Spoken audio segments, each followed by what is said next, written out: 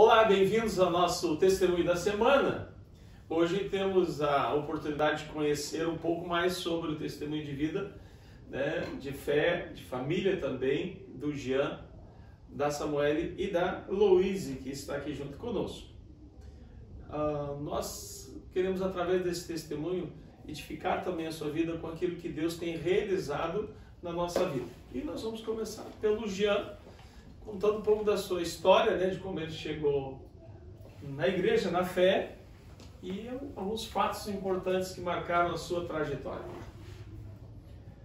Então, eu sou o Jean, quem não me conhece, e eu cheguei aqui na igreja Seara, na época acho que nem era Seara ainda, era 98, se não me engano, e acho que meus pais estavam procurando alguma igreja, algo assim, e minha família estava passando por alguns momentos difíceis em questão ao casamento dos meus pais, e eu também tive a perda da minha irmã, né, num acidente de trânsito. E aí, então, a gente estava num momento bem difícil. Eu ainda era criança, eu tinha 6 anos, e aí o que acontece é que, tipo, do meu ponto de vista, eu simplesmente só acompanhei os meus pais, né? Eles que tomaram a iniciativa de vir. Primeiro foi a minha mãe, né? Tomou a iniciativa de vir à igreja, e aí eu já meio que me enturmei já com o Ministério de Danças que tinha na época, que inclusive eu participava. E, enfim, vim vindo, depois de um tempo meu pai começou a vir também, e então a gente ficou na igreja, e aí eu já comecei a me enturmar nas outras coisas, já desde escolinha, aí já começo a fazer rede de amigos já, e etc. Então aí, mais pra frente, uns anos depois, eu cheguei na igreja, eu gostava de ver o pessoal tocando e tal, e daí um dia eu me interessei, e daí perguntei, quero tocar bateria. Eu pegava as panelas da minha mãe lá, umas colheres de pau, eu ficava ensaiando assim. E aí acho que eu tinha uns 8 anos, eu acho, ou 10, não lembro agora. Eu comecei a fazer aula de bateria. Aí, tempo depois eu ainda estava treinando assim, aí eu lembro que teve uma vigília na igreja de Pedra ainda. E aí não tinha ninguém para tocar bateria na época. Acho que na vigília tava só teclado, tipo assim, aí tipo, não tinha ninguém, tava eu ali, eu mais ou menos sabia tocar, aí fui lá e toquei a primeira vez na vigília, tava uma pilha de nervo, assim, né? E aí toquei tudo errado lá, criança ainda, mas toquei, e aí depois já me convidaram pra entrar no Ministério do Louvor, aí fui ensaiando junto, até que eu tocasse assim, mais cultos, direitinho. E aí na época tinha muitos bateristas na igreja, assim, tinha muitos mesmo. Então eu já comecei a me interessar por outros instrumentos, né? Eu fiz 3 ou 4 anos de aula de bateria, assim. Só que eu era um cara que não estudava muito, assim, sabe? Eu fazia aula, mas eu não praticava muito em casa, assim. E aí então eu mesmo, por conta própria, comecei vou aprender a tocar baixo, vou aprender não sei o que, fui ampliar os meus horizontes da música, assim. E então eu comecei a fazer as aulas de baixo, comprei um baixo e tal. E aí eu entrei também, comecei a tocar bateria e baixo na igreja. O que eu queria te perguntar na tua trajetória já, qual foi o momento que tu teve o teu encontro com Deus? Né? Veio conduzido aí pela mãe e pelo pai, mas teve um momento teu com Deus. Sim, o que acontece assim, quando tu entra tão novo na igreja, né, tu não tem muita noção do que tá acontecendo, mas tu, tipo, aquilo que te ensinam é a lei, assim, né? Então, tipo, desde a escolinha eu já entendia o que era o processo de ser cristão e tal, mas daí, tipo, tinha aquela história de aceitar Jesus, né? E a minha mãe, na época, era louca de fazer as pessoas aceitar Jesus, assim, sabe? E em qualquer lugar, vamos aceitar Jesus, vamos aceitar Jesus.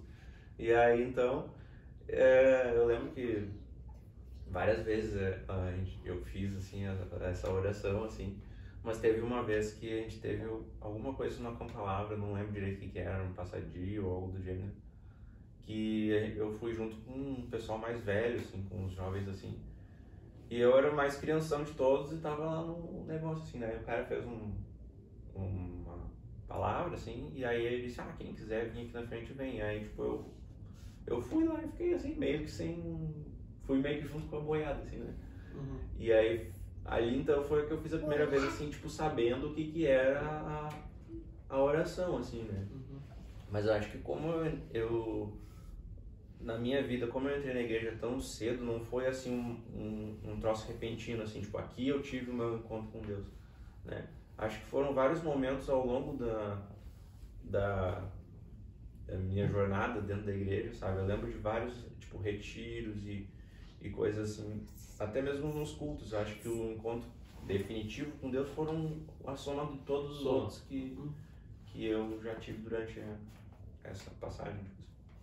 Pensa só. E o fato traumático foi a descoberta de um tumor. Que idade tu tinhas e como é que foi a descoberta disso? Eu tinha acho que 15 anos, foi em 2007. Então eu já tava, eu lembro que eu ia tocar, era um culto de terça. Eu morava em Porto Alegre e a igreja aqui em Cachoeirinha. Então eu já tava indo na escola já umas semanas assim com dor nas costas, assim. E aí eu ia tocar naquele dia. E aí eu tava, tô com dor nas costas, como é que eu vou tocar? O baixo é pesado, não sei o que. E aí fomos no hospital pra fazer um exame, assim. Aí ali no exame a gente fez um raio-x e durante a tarde ali o médico disse, tu tem um tumor. E eu tava preocupado em avisar o pessoal que eu não ia poder vir tocar no dia, né? Que eu tava na escala. E aí então, tipo, na hora que te dão essa notícia, é um choque, né? Eu fiquei preocupadíssimo porque eu não sabia o que era, assim, então... eu lembro que eu fiquei numa UTI lá, com um monte de gente pra depois descobrirem e eu analisar se o tumor era benigno ou não. E aí quando disseram que era benigno, tipo, já me deu uma calma, assim, né?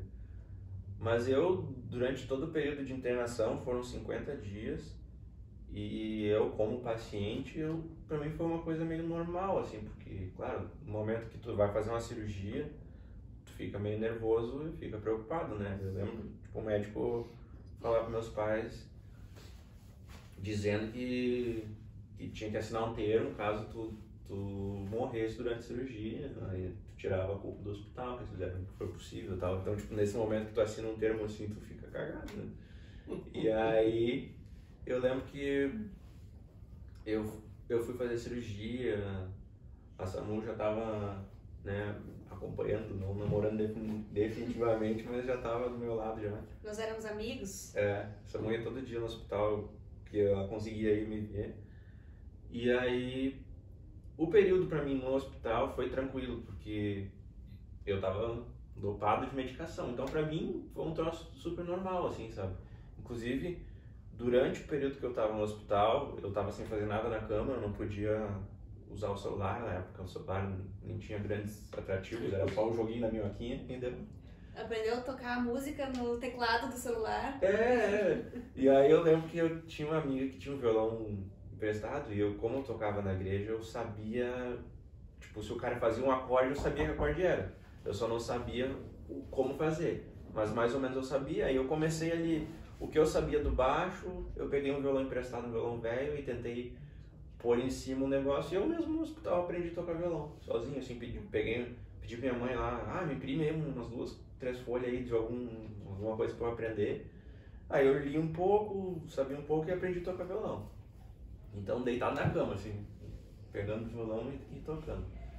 E aí, então, chegou o momento de fazer a cirurgia mesmo, né?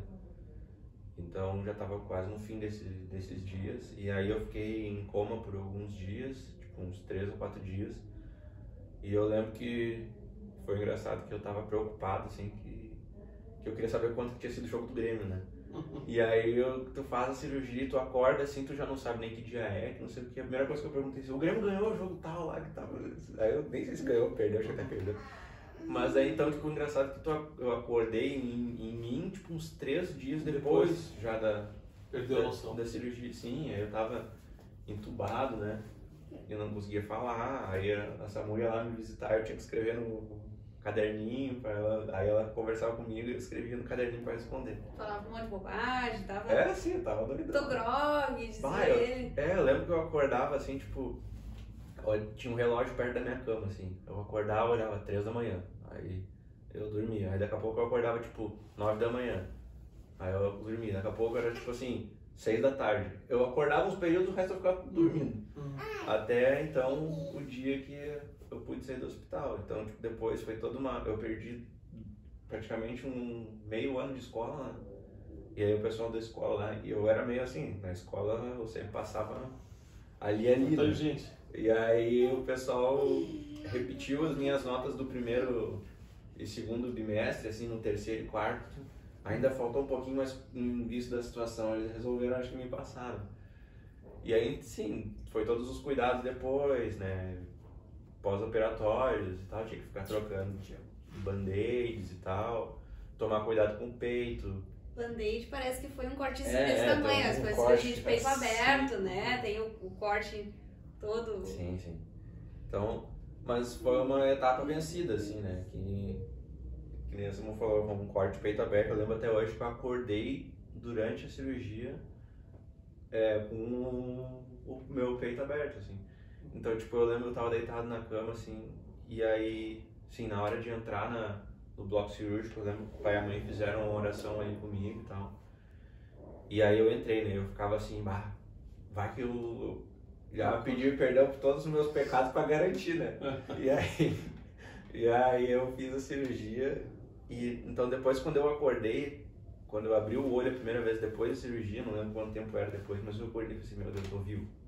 Né? Porque eu vi que eu não tava no céu, né? Eu tava no hospital. Todo mundo de branco, mas tu não tava no céu. E aí eu, tô vivo, graças a Deus.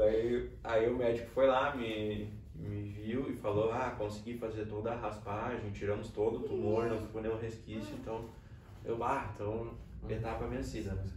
Passei. E aí sim, depois então eu voltei pra escola, voltei pra igreja, tudo. E aí como eu já tinha aprendido a tocar instrumentos, eu fiquei em casa um bom tempo sem poder sair, tinha que tomar cuidado com o sol, tomar cuidado com atividade física, todas várias coisas. E então, aí eu comecei a estudar mais música, assim, aprendi a tocar violão, e aí já do violão já parti pra guitarra, e aí já comecei a gostar da coisa, né, e aí já fui procurando na internet, assim, de aprender a tocar outros instrumentos, aí tentei tocar teclado, mais ou menos eu toco, tentei tocar violino, aí fui indo, vai indo em vários instrumentos, assim, que é uma coisa que eu gosto de aprender, assim, sou um pouco autodidata, assim. Bastante.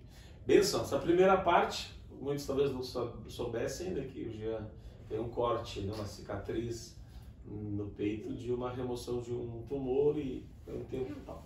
Mas vamos ouvir um pouquinho a Samuele, que muitos conhecem como a estagiária.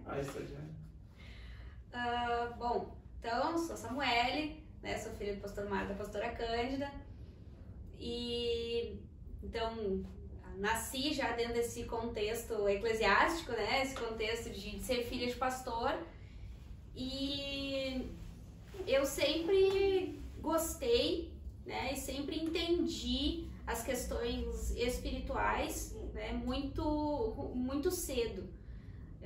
Eu me lembro de ter feito a oração para aceitar a Jesus mais ou menos com 6 anos de idade, mais ou menos por ali, que a gente teve um teatro e que era, como é que é, As Portas do Céu, As Chamas do Inferno, me lembro até do nome do teatro. Sim. E aí a gente assistiu aquele teatro, acho que umas 3 noites seguidas, e numa delas a gente chegou em casa, eu tava muito impactada com aquilo, e aí o pai acho que se tocou, né, que eu tava pronta pra tomar a decisão, e perguntou, tu quer fazer a oração pra aceitar Jesus? Eu me lembro que a gente tava sentado na cozinha de casa, e eu então fiz a oração pra aceitar Jesus ali. E nunca quis ou nunca pensei, né, em largar os caminhos ou tentar ter uma outra vida que não fosse essa, né? Então eu sempre sempre quis, né, viver o mais correto possível, né? Então eu sempre aprendi com os erros dos outros, com os exemplos dos outros, né? O pai e a mãe sempre tiveram um relacionamento muito, né, uma conversa muito clara, muito aberta com a gente. Então, quando acontecia uma situação, eles nos contavam a situação, ó, aconteceu assim, assim, com fulano, com Beltrano, né? Então, estamos contando isso para vocês aprenderem, né, com os erros. E eu sempre fui muito isso, né? Até a própria Stephanie, eu olhava para ela e dizia, eu é que não quero fazer isso, né? Então, já fazia diferente para não correr o risco, né, de me dar mal, né? Então, o filho mais novo, a gente tem essa vantagem de observar o irmão mais velho, ver as coisas que o mais velho faz e dizer, ó, não, vou fazer isso. Então, aprendi muito assim. E eu acho que eu acabei amadurecendo muito cedo, né, por causa desse tipo de situação, assim. E então eu sempre fui muito firme na minha fé e nas coisas que eu tomava como decisão. E eu fiz planejamentos para minha vida que eu tentei buscar, né, para que desse tudo certo. Teve também o episódio do dedo, né, que... Sim, vamos compartilhar também o fato traumático, né? né? Também o fato traumático, né? Cada um com as suas cicatrizes, né? Com as suas cicatrizes. Que idade tu tinha, sua mãe? 5 anos. Olha aí. E eu sempre fui, né, como vocês podem ver, a Louise não para quieta, eu era assim também, né? Gostava de estar sempre mexendo em alguma coisa, né? O dedinho nervoso, sempre tinha que ir lá mexer nas coisas. E a gente estava no supermercado e era um dos primeiros supermercados que tinha aquela esteira, né? Hoje é comum tu ver a esteira no supermercado, mas na época era novidade. E aí embaixo era tipo uma correia de bicicleta e me deu na telha de lá ver se o meu dedinho conseguia mexer a roda, né? Não sei por quê. Mas aí botei meu dedinho ali e cortou fora toda a primeira, né, toda essa primeira parte do dedo. Eu acho que eu fiquei tão chocada com o que eu tinha feito que eu não chorei, não me desesperei, eu simplesmente mostrei pra mãe assim, mãe, meu dedo tá sangrando, na maior da naturalidade, né? E aí sim, aí a mãe e a Stephanie fizeram um fiasco, a Stephanie achou que parecia que era ela que tava sangrando, tinha mais gente na volta da Stephanie do que da minha, que a Stephanie se jogou no chão, a minha irmã vai morrer, né? Fez um fiasco todo, né? Negadrama. E eu ali, relativamente tranquila, assim, só pensando na cagada que eu tinha feito, né? Aí me lembro do pai embaixo da máquina, assim, tentando tirar aquele pedaço do dedo que ficou ali. E fomos, então, encaminhados para o Cristo. E lá no Cristo, né, eles fizeram uma cirurgia para tentar aproveitar um pedaço do que a gente tinha conseguido recuperar do dedo, então eles aproveitaram ali o que deu, mas os médicos deram um prognóstico totalmente negativo, assim, né, de dizer que eu ia ter muita dor, que o meu dedo, que o corpo não ia aceitar aquele pedacinho que foi implantado, que eles iam ter que cortar o dedo mais embaixo, então que eu ia ter muita dor, que eu não ia ter unha, que o dedo ia ser muito sensível, então tudo que eles puderam, assim, dizer de negativo eles disseram. Que, claro, dentro da medicina é normal, né, tu dar o prognóstico mais negativo, porque se for o contrário, melhor, né, mas se for o ruim, tu avisou, né, então eu até entendo essa parte. Mas eu, como uma criança de 5 anos, e eu tinha muita fé de que Deus ia curar o meu dedo, né, de que Deus ia reverter aquele quadro. E nós, como família e como igreja, oramos muito, né? Eu me lembro que teve muitas campanhas de oração a meu favor, e durante todo o período de recuperação, que eu também não tenho noção de quanto tempo foi, mas foi muito tempo, então eu tinha uma fé muito grande de que Deus ia reverter aquele quadro. E realmente nada do que os médicos disseram aconteceu. Os médicos ficaram até surpresos, né, porque o corpo não rejeitou, o dedo, né, cresceu igual aos outros. Não, eu tenho unha, claro, ele é diferente esteticamente dos outros, mas eu tenho unha, não tenho sensibilidade nesse dedo, assim, além do normal. Então foi muito grande a prova de fé e amor de Deus por mim naquela situação. E aí eu me lembro que eu tinha muita vergonha do dedo por ele ser diferente dos outros. E na campanha que a gente teve aqui no terreno da 59, teve uma campanha com a Lona e veio um evangelista assim dos milagres, né? E eu orei e pedi para Deus pela milionésima vez que eu queria que Deus curasse o meu dedo para que ele fosse igual aos outros. E naquele dia eu me lembro que Deus me disse não. Deus respondeu claramente para mim, disse assim, não, porque essa é a prova física do meu amor contigo, da tua fé e o amor que eu tenho por ti. E daí depois daquilo ali, eu tava mais ou menos com uns 13 anos, eu acho, eu nunca mais senti vergonha ou vontade de que esse dedo fosse diferente dos outros, porque eu entendo que é a representação do amor de Deus na minha vida, fisicamente, né? E sempre é uma forma de eu testemunhar aquilo que Deus fez na minha vida, né? Fisicamente. Então tem esse episódio traumático, né? Tem muita gente que não conhece essa história, que me conheceu depois e que fica, eu não sabia que tu tinha um dedo amputado. Tem uma parte do dedo, o indicador da mão esquerda, e a única coisa que esse dedo me atrapalha é que eu não tenho a digital, né? Então agora tudo é na digital, eu não tenho a digital desse dedo. Mas eu pude experimentar o amor de Deus por mim muito cedo. E isso foi o que manteve a minha fé no restante da minha vida. Eu já nasci com o propósito e o chamado de ser missionária, né? E Samuele vai ser missionária, Samuele vai ser missionária, Samuele vai ser missionária. E eu me lembro que um dia, num Acapalavra, né, teve uma pregação sobre chamado. E um dia me olhou e perguntou assim, qual é o teu chamado? E eu disse, olha, eu tenho um chamado de missão, né, missionária. E ele baixou a cabeça e eu perguntei por quê? Ele disse, não, porque eu tenho chamado para louvor. E nos deu um certo impacto aquilo no primeiro momento, mas logo a gente entendeu que os chamados se completavam, né, porque eu também cantava louvor, né, participava das coisas e a gente tinha a banda, né, da escolinha, que a gente tocava na escolinha, mas eu sempre cresci sabendo qual era a vontade de Deus pra mim e que eu queria, então, seguir, né, então por isso que eu disse, eu nunca pensei em viver uma outra vida que não fosse essa, de vida eclesiástica. Muito bom.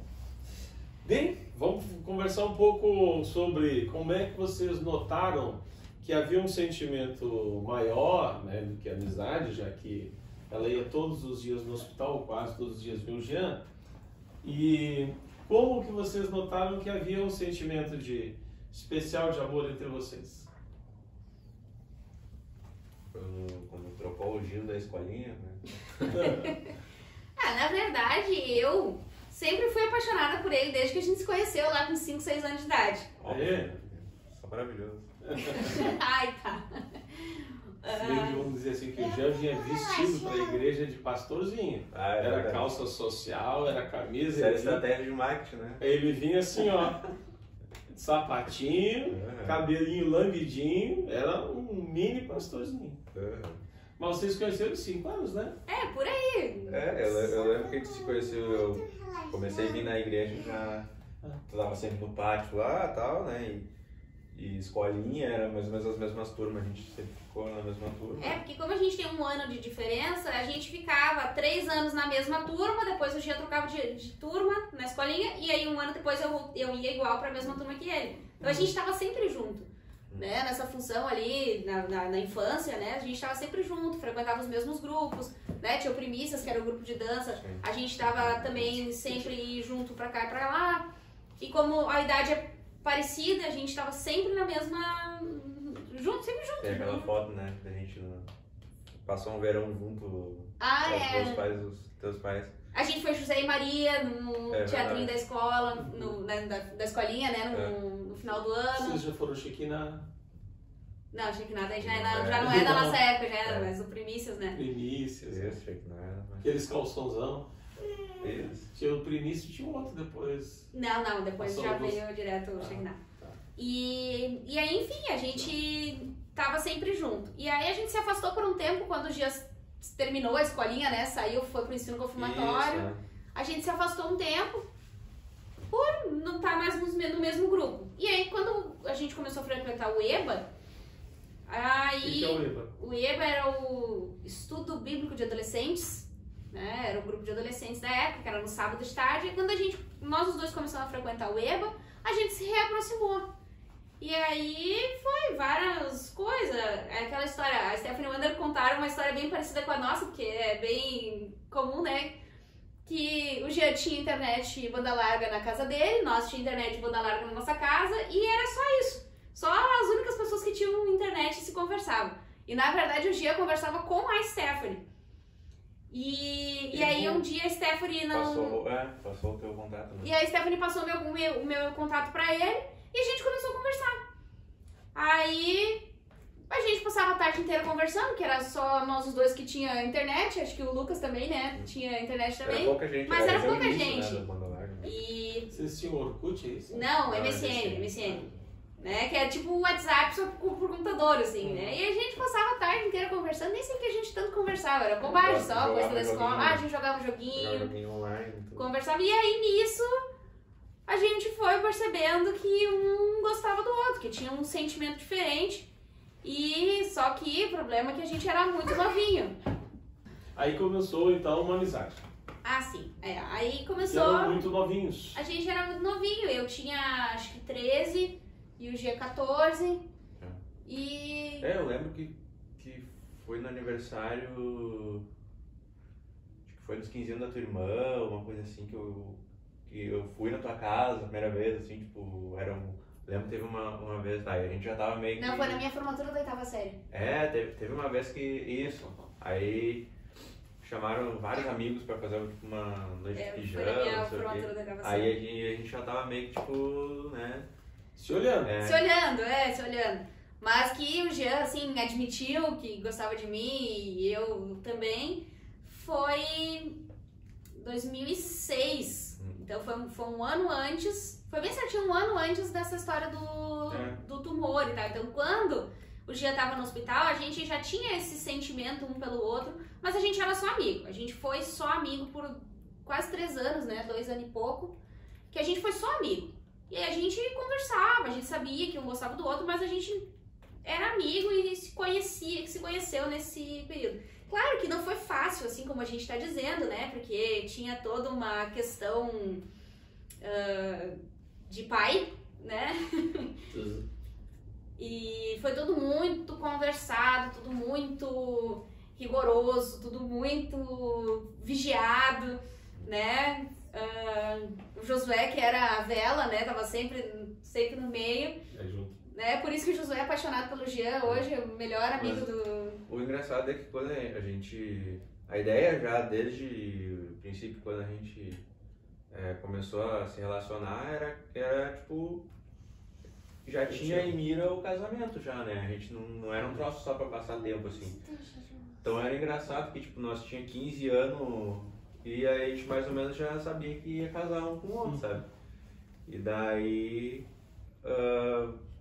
depois de um tempo a gente... Posso avançar um pouquinho na história? Para, Luizinho.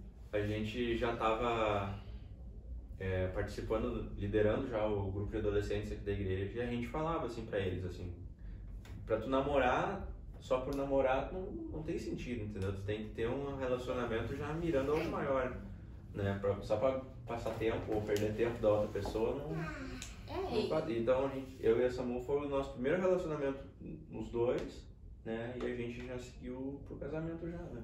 Então até hoje, né? E é uma coisa assim muito rara, e a gente já teve esse propósito desde o início. Não, a gente vai namorar pra casar. Não vamos ficar aí só se enrolando. Claro, a gente, além dos 2 anos e pouco de amizade, né? A gente ainda namorou, teve 4 anos e meio de namoro, porque eu botei na minha cabeça que eu queria casar com 20 anos. E eu não aceitava casar com 19 ou com 21, era 20, tinha que ser. Então, tanto que eu fiz 20 em julho e a gente casou em setembro daquele mesmo ano, né? Então, a gente já casou com esse propósito, com esse objetivo, né? Namorava e logo a gente começou a trabalhar, né? Comecei a namorar, eu tava com 15, logo fiz 16 e depois com 16 para 17 comecei a trabalhar e já comecei a juntar dinheiro pro casamento, né? O Gia também tinha um dinheiro guardado que a gente usou, então a gente já começou a juntar dinheiro pra casar, pra mobiliar a casa. E todo esse dinheiro que a gente juntou foi o que mobiliou nossa casa. Claro, a gente ganhou muita coisa, mas nossa casa toda foi mobiliada com o dinheiro que a gente foi juntando no decorrer desses anos pra já com esse objetivo. Então, não foi um namoro fácil, né? Não foi nada fácil, porque todos os olhares estavam em cima de nós, né? Não só dos nossos pais, né? Porque os pais do Gia também tinham a mesma política dos meus, mas da igreja inteira, porque eles queriam ver como é que ia ser o namoro da filha do pastor, né? Porque eu comecei a namorar muito cedo, a gente foi muito criticado por causa disso, mas a gente também antes estava numa situação assim, todo mundo sabia que um gostava do outro, mas a gente não era namorada, a gente não tinha o título. Então, na verdade, o que mudou foi que a gente ganhou o título de namorados, e ponto. Basicamente a gente não teve que pedir um no outro namoro, a gente teve que pedir aos nossos pais. Por favor, posso namorar essa filha? Tipo assim, né? Então a gente teve que ter essa conversa, tanto com os pais do Gia quanto com os meus, né? A gente sentou com eles, conversou, disse, a gente... Assinou no cartório. Tipo isso, assim, fez um contrato de namoro. E foram 4 anos bem longos e bem sofridos, assim, né? A gente não podia fazer nada sozinho, tinha que sempre o Josué tava envolvido, ou às vezes a gente ganhava o direito de sair junto com a Stephanie Wander, né? Então, que também estavam namorando. Então a gente saía com eles, ou o Josué, então sempre tinha alguém junto. Enfim, foram 4 anos bem difíceis, assim, nesse sentido. Mas a gente teve várias oportunidades que poucas pessoas têm, né? A gente estudou junto na faculdade, né? Eu sou formada em Relações Públicas e o Gia em Jornalismo. Então, até os nossos colegas de faculdade achavam que a gente tinha se conhecido na faculdade, porque a gente fazia várias cadeiras em comum, fazíamos cadeiras juntos e tal.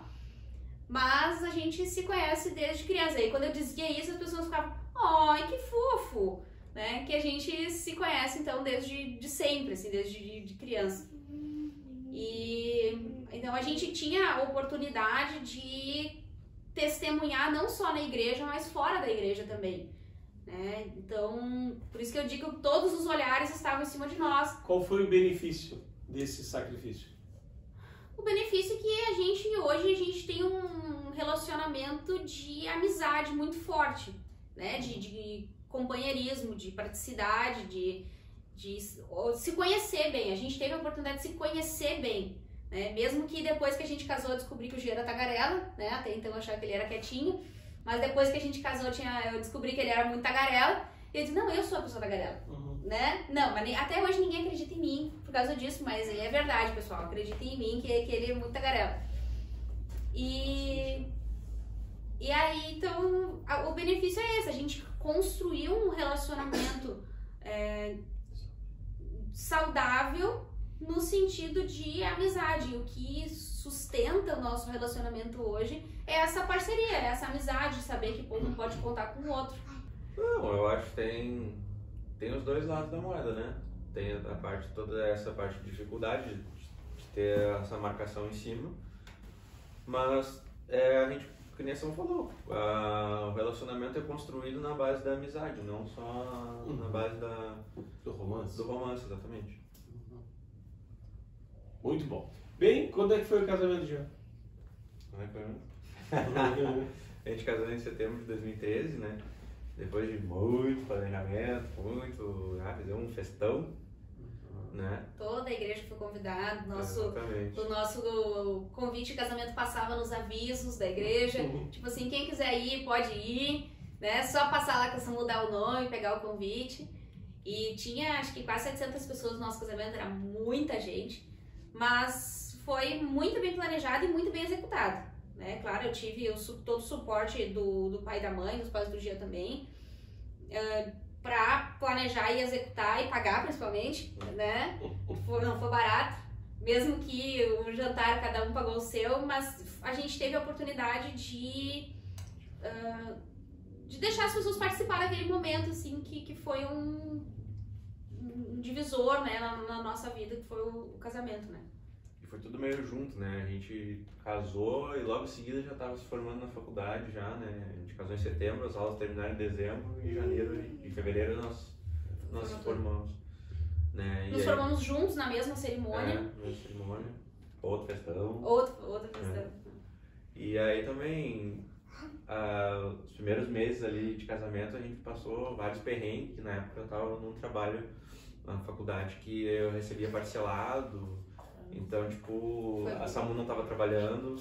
Financeiramente foi bem complicada. Os primeiros anos, esses primeiros meses a gente se atrapalhou bastante, assim. Mas graças a Deus depois a gente já pegou um trabalho melhor, né?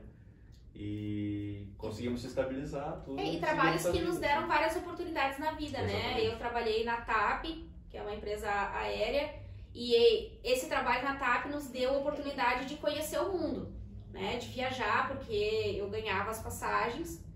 E a gente teve a oportunidade de conhecer lugares, né? Tanto que a gente nem gosta muito de falar desse assunto, que as pessoas ficam, então ricos, né? Se acham. Não, mas eu creio assim que foi uma oportunidade que Deus nos deu de crescer, né? De olhar o mundo com outros olhos, né? Eu tinha uma visão de mundo e depois que eu comecei a trabalhar na TAP, conheci pessoas que já tinham viajado o mundo e tive a oportunidade de viajar o mundo, isso mudou a minha visão, não só pro meu chamado, mas de pessoa mesmo, de vida. Eu comecei a pensar diferente depois que eu tive essa oportunidade. É isso aí, viajar é transformador. E aí a gente aprendeu muito, aprendeu a se virar, né? Então, e daí tudo por causa desses empregos que a gente conseguiu se estabilizar, né? Então a gente passou de uma situação bem ruim financeiramente, né? Porque eu não estava trabalhando, o Jean recebia pouco e pingado, né? Para uma situação de poder viajar à Europa. Tanto que na nossa primeira viagem, nossos colegas de faculdade chamavam o Jean, tipo assim, e aí, Jean? Tipo assim, né? Jornalista ainda ganhando bom dinheiro. Tá dando na grana, tem um emprego lá pra mim. E que não era o caso, né? Mas a gente com muito esforço, Mas igual, a gente botou um objetivo, né? Vamos viajar e a gente economizava, assim, deixava de sair com os amigos, tudo pra juntar uma grana pra tirar as férias. Os dólares. Então a gente vivia assim com o básico pra juntar dinheiro pra viajar, claro, né? Na época era menos caro do que agora, mas a gente conseguia viajar por causa disso, assim, porque a gente se juntava, se planejava, botava um objetivo e ia. A gente vai guardar R$500 por mês, e todo mês a gente se esforçava pra guardar aquele valor que a gente tinha estipulado, né? Desse planejamento, veio alguém que está aqui no meu colo. Como é que foi planejar a primeira filha? Era uma coisa que eu queria muito, né? Eu sempre tive essa coisa de que eu queria ser mãe e eu tinha esse desejo muito forte no meu coração de ser mãe. E aí, em oração, em muitas conversas, a gente chegou na conclusão de que agora é a hora. Então a gente Quantos tava anos com depois de 3 anos de casado. Daí a gente começou a tentar. Então a gente tava mais ou menos 3 anos de casado que a gente começou a tentar. Mas aconteceu várias coisas, assim. Eu tinha um medo muito grande de não conseguir engravidar e isso atrapalhou muito. O meu psicológico atrapalhou muito. Porque uma vez uma médica me disse assim, tu pode ser que tu tenha dificuldade para engravidar e eu fiquei com aquilo. E aí, o dia que eu consegui entregar isso nas mãos de Deus e dizer assim, Deus, é tu que tem o controle, não eu, aí apareceu essa coisinha aí. Em que ano? 2017. 28 de outubro de 2017 nasceu essa coisinha. Aqui está a Luísa Maria. Glórias, vamos para a parte final do nosso testemunho da semana. Jean e Samu, compartilhe um pouco do que Deus tem colocado no coração de vocês para frente. O que vocês querem, pensam em realizar? Acho que antes eu tenho que voltar um pouquinho, né? Nesse período que eu tava tentando engravidar e não conseguia, eu disse, não, eu preciso ocupar minha cabeça com uma coisa, né? E aí surgiu a oportunidade de fazer teologia e eu comecei a fazer. Aí no meio, acho que no segundo semestre, eu tava no segundo semestre, acho que quando eu engravidei da Louise e segui fazendo faculdade, terminei em 2019, terminei a faculdade e eu sempre tive esse sonho, né, de trabalhar, desde quando eu fazia relações públicas, eu já tinha essa vontade de trabalhar junto com meu pai aqui na igreja, porque eu pensava assim, tenho o que acrescentar. E agora, então, 2021, né, eu estou conseguindo cumprir com esse minha meta de vida, né, que é servir ao Senhor integralmente. Eu e a gente foi líder do EBA durante 4 anos, né? A gente passou adiante do ministério quando a Louise nasceu, porque daí era muita coisa, a gente não dava conta, porque no EBA era nós pra tudo, né? A gente cantava, a gente pregava, a gente dava os avisos, a gente cuidava dos adolescentes, a gente dava conselho, a gente fazia, era nós os dois pra tudo, né? A gente tinha uma equipe, mas assim, o grosso era a gente mesmo.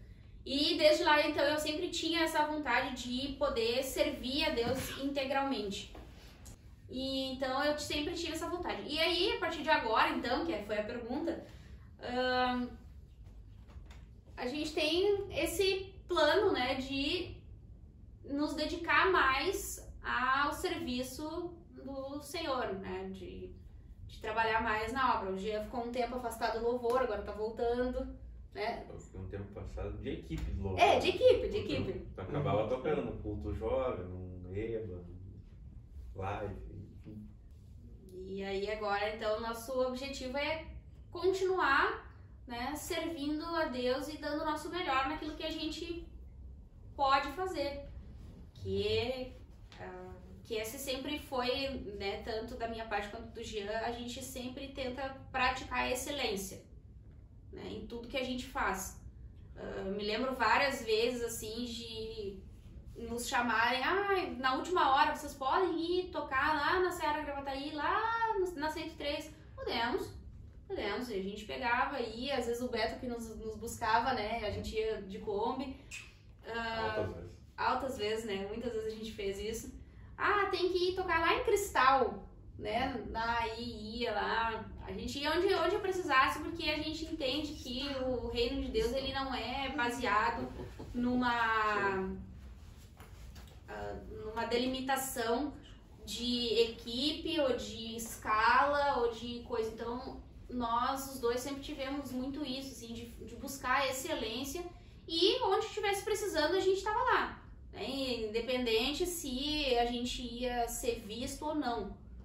Se é no bastidor ou se é no altar, tanto faz, né? A gente sempre fez com muita excelência, né? Que nem eu falei do EBA, foram 4 anos que a gente ficou no EBA, 4 anos assim de bastidor, né? Tinha gente na igreja que nem sabia quem eu era, que eu era a filha do pastor, nem nada, porque eu tava sempre aqui, o culto era paralelo, né? O culto dos adolescentes e o culto dos adultos, então raramente a gente estava na igreja, né? E foi um tempo de bastidor, mas foi um tempo de a gente se dedicar, assim, com aquilo que a gente tinha, assim, com o nosso melhor, né? E em tudo a gente busca fazer isso até hoje, né? Dar o melhor, se é para dar metade, não vou dar, né? Então, eu acredito que essa é o nosso objetivo maior, continuar fazendo o que a gente puder fazer com excelência.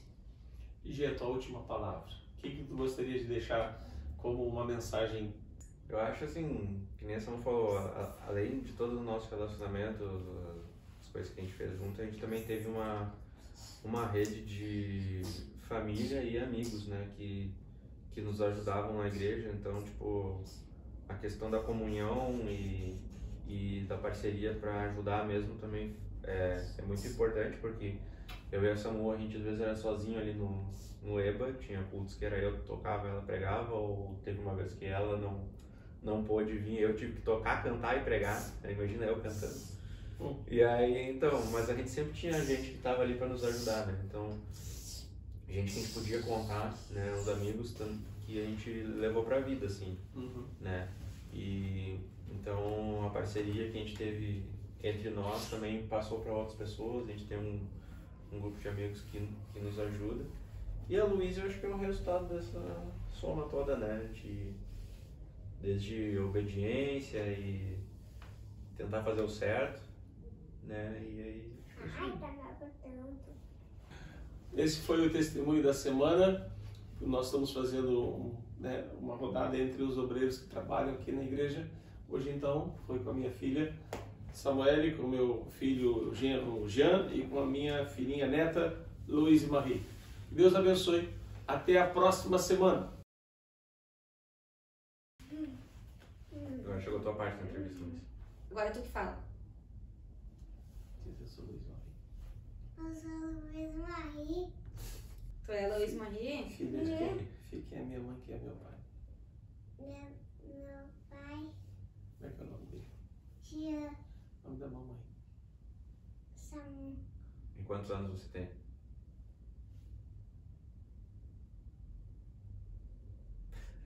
O que você quer ser quando crescer? Uma Grande. O que quer ser? Quer ser uma pastora, uma jornalista, uma ministra de louvor? O que quer ser?